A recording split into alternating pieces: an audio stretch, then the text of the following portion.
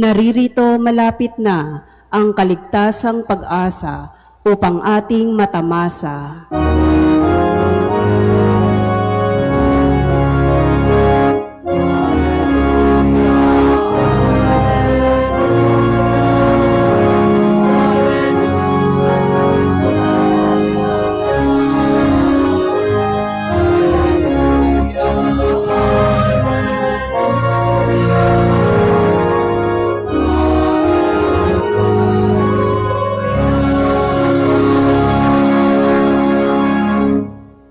Sumainyo ang Panginoon. At sumaiyo rin. Ang mabuting balita ng Panginoon ayon kay San Lucas. Papuri sa iyo, Panginoon. Noong panahong iyon, sinabi ni Jesus sa kanyang mga alagad ang isang talinghaga.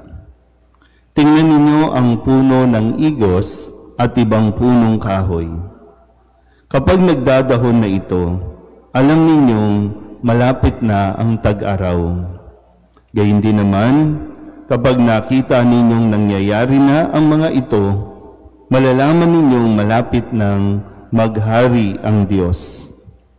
Tandaan ninyo, magaganap ang lahat ng ito bago mamatay ang lahat ng taong nabubuhay sa ngayon.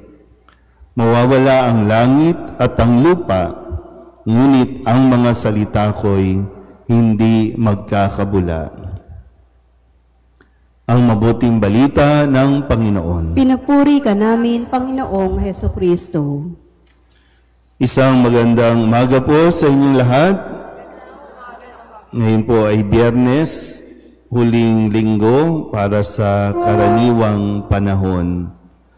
At sa ating pong pagpapatuloy ng ating pong pagdiriwang ng karaniwang panahon, halos 2 araw na lamang po at matatapos na ang kalendaryo ng atin pong simbahan o pangliturhiya dahil sa Sabado ng gabi o bukas ng gabi ay ang pagsisimula na ng tinatawag nating Adbyento o panahon ng pagdating. Na siya namang binabanggit sa atin ni Kristo na malapit na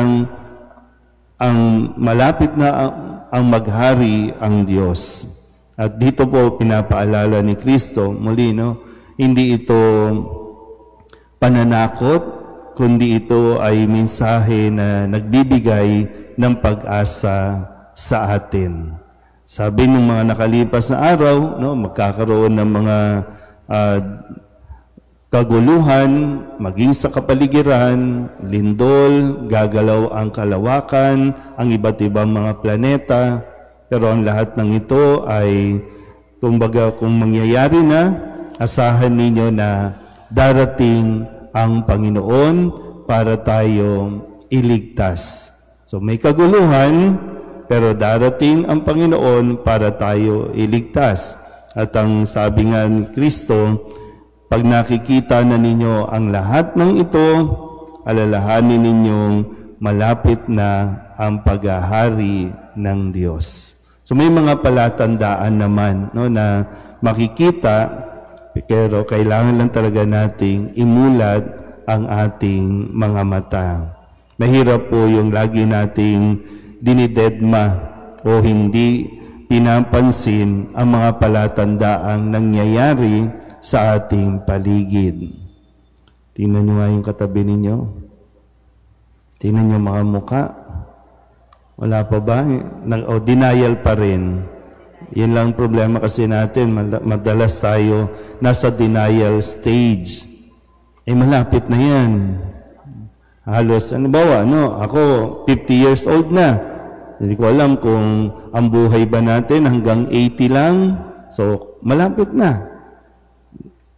Pag nakikita ninyong may wrinkles na kahit anong takip ng makeup ang ginagawa, mukha talagang matanda, tanggapin mo, matanda ka na. At sign na yan na papalapit ka na ng papalapit, malapit nang maghari ang Diyos sa buhay mo, dapat.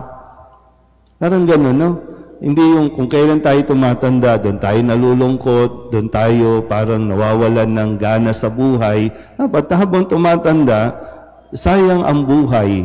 Sabi nga, you only live once. Sayang.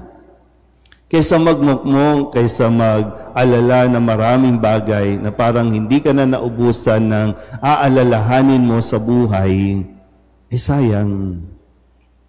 Kaya nga dito, binibigay ni Kristo ang mga salitang magdudulot ng pag-asa sa atin. Hindi natin kontrolado ang mga mangyayari sa hinaharap. Hindi natin hawak yan. Pero ang Diyos ang may hawak sa ating buhay.